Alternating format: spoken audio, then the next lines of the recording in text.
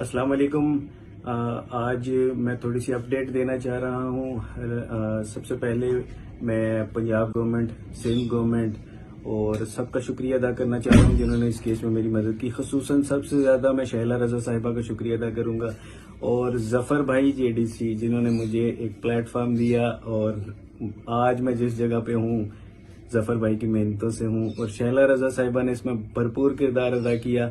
माशाल्लाह लाहौर में आज हम इस केस को ऑफिशियली विन कर गए हैं। वहाँ पे 164 का जो बयान था वो ख़त्म हो गया है, केस खारिज कर दिया गया है और अब ये केस मुकम्मल तौर पर कराची में शिफ्ट हो गया है, सिंध हाई कोर्ट में।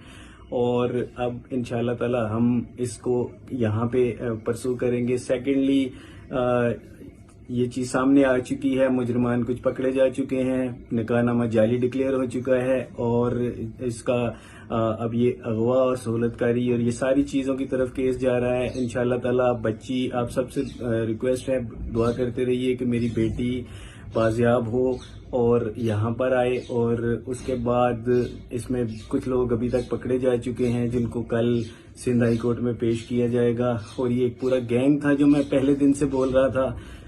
अभी इसके सारे ताने बाने ऑफिशियली अब उस तरफ मुड़ना शुरू हो गए हैं। आप सब लोगों से बहुत बहुत मैं शुक्रिया अदा करूंगा पूरे पाकिस्तान का जिन्होंने मेरे लिए भरपूर दुआएं की हैं, मेरी बच्ची के लिए दुआएं करते रहे हैं। बहुत शुक्रिया। आप अभी इसी तरह दुआएं करते रहिए जब तक मेरी बच्ची मिल नहीं जाती। अल्लाह हाफिज।